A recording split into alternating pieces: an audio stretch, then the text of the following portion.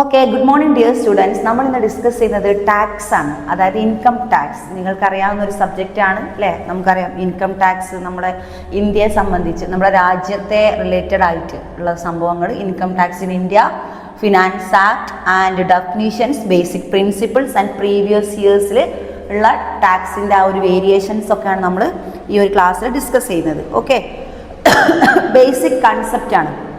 നമ്മളെ പാർട്ടിൻ്റെ ഒരു സബ്ജക്റ്റ് എടുക്കുന്നത്, സബ്ജക്റ്റിൻ്റെ പേര് ബേസിക് കൺസെപ്റ്റ്. അതിൻ്റെ ഒരു എങ്ങനെയാണ് നമ്മൾ ഇൻകം ടാക്സ് ഫിനാൻഷ്യലി നമ്മൾ എങ്ങനെയൊക്കെയാണ് അതിൻ്റെ ഒരു അനലൈസേഷൻ, അതെന്തിനെ സംബന്ധിച്ചാണ്, നമ്മൾ ഇന്ത്യയിൽ അത് എങ്ങനെയാണ് റിലേറ്റഡ് ആയത്, നമ്മുടെ ഓരോ ഇയറിൽ അല്ലേ, നമ്മുടെ സാമ്പത്തിക വർഷം എക്കണോമിക് ഇയറുമായി സംബന്ധിച്ചാണ് ഇൻകം ടാക്സ് നമ്മൾ കൂടുതലും എന്ത് ചെയ്യുന്നത്, പിന്നെ നമ്മൾ പഠിക്കുന്നതും നമ്മൾ അനലൈസ് ചെയ്യുന്നതും നമ്മുടെ സിലബസിലേക്ക് ഉൾപ്പെടുത്തിയിരിക്കൊക്കെ നമുക്ക് അതിനെപ്പറ്റി അറിയാനും നമുക്കത് എന്താണെന്ന് മനസ്സിലായി. ബിസിനസ്സിലേക്കൊക്കെ നമുക്ക് ഏറ്റവും അറിയേണ്ട ചില കാര്യങ്ങൾ, ബികോം വിദ്യാർത്ഥികൾക്കൊക്കെ അറിയേണ്ട ഒരു കാര്യം തന്നെയാണ് ഇൻകം ടാക്സ് എന്നുള്ള ആ ഒരു subject.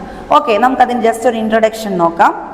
Okay, income tax is one of the direct tax by central government. അതാണ് ഒന്നാമത്തെ പോയിന്റ് നിങ്ങൾ മനസ്സിലാക്കുന്നത്. ഇറ്റ് ഈസ് ഡയറക്റ്റ് ടാക്സ്, അതൊരു ഡയറക്റ്റ് ടാക്സ്. പ്രത്യക്ഷ നികുതി എന്നൊക്കെ നിങ്ങൾ കേട്ടില്ലേ? പ്രത്യക്ഷ നികുതി, ഇൻഡയറക്റ്റ് ടാക്സ്, പരോക്ഷ നികുതി നമ്മൾ മലയാളത്തിലൊക്കെ പഠിച്ചിട്ടുണ്ട് പണ്ട്. എക്കണോമിക്സിലൊക്കെ +2 കാലഘട്ടത്തിൽ എക്കണോമിക്സിലൊക്കെ നമ്മൾ റിവൈസ് ചെയ്ത് പഠിച്ചതാണ് ഇൻകം ടാക്സും പിന്നെ ഡയറക്റ്റ് ടാക്സും ഇൻഡയറക്റ്റ് ടാക്സും ഒക്കെ. അപ്പം നമ്മൾ ഇൻകം ടാക്സ് എന്ന് പറയുന്നത് എന്ത് നികുതിയാണ്? ഡയറക്റ്റ് ടാക്സ് ആണ് ഫ്രം സെൻട്രൽ ഗവൺമെൻറ്. കേന്ദ്ര ഗവൺമെൻറ് നേരിട്ട് നടത്തുന്ന നികുതി, നേരിട്ടിട്ട് എന്ത് ചെയ്യുക, അവർ നേരിട്ടിട്ട് കൺട്രോൾ ചെയ്യുന്ന നികുതിയാണ് income tax in India. Okay, income tax അത് സെൻട്രൽ ഗവൺമെൻറ് ആണ്. അപ്പോൾ first point income tax in India from central government. അത് എവിടെ നിന്നാണ്? It is a direct tax. Miss ഇവിടെ ജസ്റ്റ് എഴുതി വെക്കുന്നുണ്ട്, ഡയറക്റ്റ് ടാക്സ് ആണ്, ഡയറക്റ്റ് ടാക്സ് ആണ്. നെക്സ്റ്റ് ഇത് സെൻട്രൽ ഗവൺമെൻറ് ആണ് ഇത് എന്ത് ചെയ്യുന്നത്, കൺട്രോൾ ചെയ്യുന്നത്. അപ്പോൾ അതാണ് ഒന്നാമത്തെ പോയിന്റ് മനസ്സിലാക്കേണ്ടത്. ഓക്കെ, ഇതൊരു പ്രത്യക്ഷ നികുതിയാണ്. നെക്സ്റ്റ്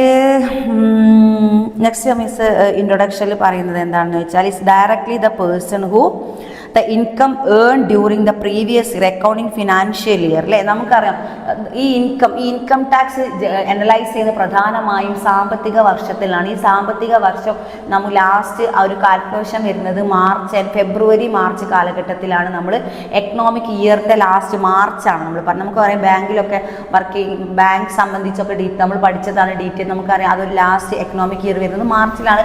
കണക്ക് കൂട്ടുന്നതും മൊത്തം അപ്ഡേഷൻ നോക്കുന്നതും അവരെ എന്താ പറയുക എല്ലാ കണക്കെടുപ്പ് നടത്തുന്നതും എല്ലാം ഒന്ന് ബാങ്കൊക്കെ വഴി നോക്കുമ്പോൾ മാർച്ചിലാണ്, ഫെബ്രുവരി മാർച്ച് ഇയറിലാണ്.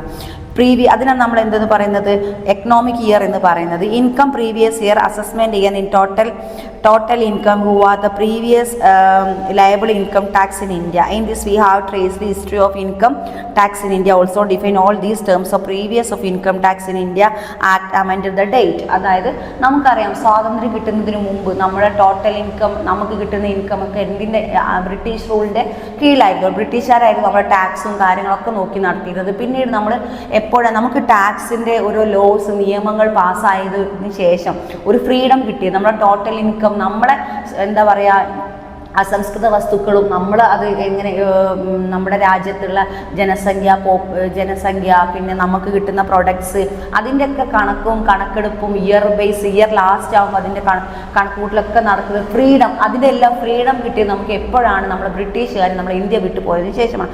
അതിനുശേഷം തന്നെയാണ് നമുക്ക് ഓരോ ആക്ട് പാസ്സാക്കിയതും നമ്മളെ ടോട്ടൽ ഇൻകം, ഈ ഒരു ഇൻകം ടാക്സ് സംബന്ധിച്ചുള്ള അത്യാവശ്യം നോളജൊക്കെ നമ്മൾ ഇന്ത്യക്കാർക്ക് തന്നെ മനസ്സിലാവാൻ തുടങ്ങിയത് എപ്പോഴാണ്?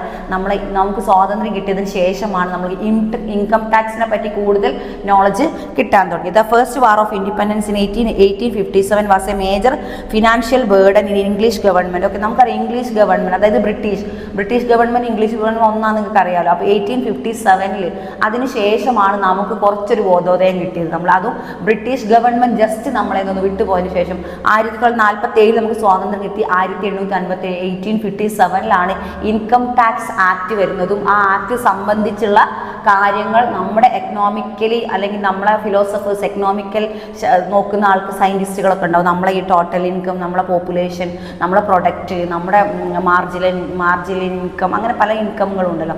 Direct income, indirect income, income tax, ഇങ്ങനെ എല്ലാ ടാക്സ് സംബന്ധിച്ച നികുതികളൊക്കെ നോക്കുന്നതും അതിലുള്ള വരുന്നത് കാര്യങ്ങളും നമ്മളെ എന്താ പറയുക പ്രോഫിറ്റ് ഒക്കെ ഇതിൽ ഉൾപ്പെടും. ഇതൊക്കെ മനസ്സിലാവുന്നത് 1857 ശേഷമാണ്. ഓക്കെ, ഇതിൽ നമുക്ക് the administration of the income, പിന്നെ അങ്ങനെ നമുക്ക് 1857 ശേഷം നമ്മൾ എന്ത് ചെയ്തു, നമ്മളെ അഡ്മിനിസ്ട്രേഷൻ ലെവൽ, അതായത് നമ്മളെ എന്താ പറയുക, നമ്മളെ ഭരണത്തിൽ ഉൾപ്പെട്ട ഒരു ആക്ട്, അതായത് 1967 സെൻട്രൽ ബോർഡ്, അതായത് central board of direct tax എന്നൊരു ടാക്സ് നമ്മൾ സെൻട്രൽ ഗവൺമെൻറ് ഇറക്കുന്നത്. അതിൻ്റെ പേര് CBDT എന്നാണ്. Okay, it's A financial act. CBDT എന്ന് അതാണ് നമ്മൾ 1861 അതായത് നമ്മൾ നേരത്തെ പറഞ്ഞു എത്രയാണ് 57 കഴിഞ്ഞതിന് ശേഷം 69 നെക്സ്റ്റ് ഒരു അഡ്മിനിസ്ട്രേഷൻ ലെവൽ ഒരു ഇൻകം ടാക്സ് ആക്ട് വരുന്നത്. ആ ആക്ട് പ്രകാരം നമ്മുടെ എല്ലാ എന്താ പറയുക പ്രോഫിറ്റും, നമ്മുടെ പോപ്പുലേഷനും, നമ്മുടെ പ്രൊഡക്റ്റും, അങ്ങനെ നമ്മുടെ രാജ്യത്തുള്ള എല്ലാ കാര്യങ്ങളുടെയും ഒരു കണക്കെടുപ്പ് കറക്റ്റ് ഒരു ഓർഡർ ബേസ് ആക്കിയത് ഈ ഒരു 1961 എന്ന് പറയുന്ന ആക്ട് നമുക്ക് സെൻട്രൽ ബോർഡ് ഓഫ് ഗവൺമെൻറ് ഇറക്കിയതിന് ശേഷമാണ്. അതിനെ നമ്മൾ CBDT എന്നാണ്. പക്ഷേ ചിലപ്പോൾ എക്സാമിന് ചോദിക്കാൻ സാധ്യതയുണ്ട്. CBDT അതിൻ്റെ full form central board of direct tax എന്നാണ്. ഓക്കെ, ആദ്യം ഇൻകം ടാക്സ് ഒരു ഡയറക്റ്റ് ടാക്സ് ആണ്, മറന്നു പോകരുത്. പ്രത്യക്ഷ നികുതിയാണ്, ഇൻഡയറക്റ്റ് ടാക്സ് അല്ല. ചിലപ്പോൾ അരമാർക്കിനൊക്കെ ചോദിക്കും ഇറ്റ്സ് ഡയറക്റ്റ് ആണോ ഇൻഡയറക്റ്റ് ആണോ, അപ്പോൾ അത് ഡയറക്റ്റ് ആണ് നിങ്ങൾ മനസ്സിലാക്കുക. Then CBDT, okay, central board of direct taxes which work number supervision of ministry of finance. അല്ലേ, അത് നമ്മൾ ഫിനാൻസ് മിനിസ്ട്രിയിലെ സാമ്പത്തിക ഇടപാടൊക്കെ നടത്തുന്നത് ആരായിരിക്കും, അതിനെ കൺട്രോൾ ചെയ്യുന്നത് ഫിനാൻഷ്യൽ മിനിസ്റ്റർ ആയിരിക്കും. അല്ലേ, അതായത് നമ്മുടെ സാമ്പത്തിക കാര്യങ്ങളൊക്കെ കൺട്രോൾ ചെയ്യുന്ന മിനിസ്റ്ററാണ്. അതിന് അപ്പോഴാണ് ഈ ഒരു എന്തുവന്ന് നമ്മുടെ നിയമം വരുന്നതും. പിന്നീട് ആ നിയമത്തിനനുസരിച്ച് CBDT also issue from the various circulars of direction of the officials income of tax department information of tax payers. അതായത് ടാക്സ് ഡിപ്പാർട്ട്മെൻറ്റുമായി റിലേറ്റഡ് ചെയ്ത് ടാക്സുമായി സംബന്ധിച്ചിട്ട് എല്ലാ ഇൻഫർമേഷനും അതാത് അപ്ഡേറ്റ്സ് ആക്കി ജനങ്ങളിലേക്ക് എത്തിക്കാനും ഈ ഒരു എക്കണോമിക് ഇയറിലേക്ക് എത്തുമ്പോൾ അത് കറക്റ്റ് അപ്ഡേറ്റ്സ് ആയി ഒരു തെറ്റൊന്നും ഇല്ലാതെ ഒരു ലാസ്റ്റ് വർഷത്തിലേക്ക് തെറ്റൊന്നുമില്ല കണക്കെടുപ്പ് നടത്താനൊക്കെ സഹായകമായത് ഏതാണ്, CBDT എന്ന് പറയുന്ന ഒരു ആക്റ്റാണ്. ഓക്കെ, ആ ആക്ടിൻ്റെ കണ്ടന്റ് ആണ് മിസ് ഇപ്പോൾ പറഞ്ഞത്. Then next financial act. എന്ത് ഫിനാൻസ് ആക്ട് നെക്സ്റ്റ് പറഞ്ഞത്?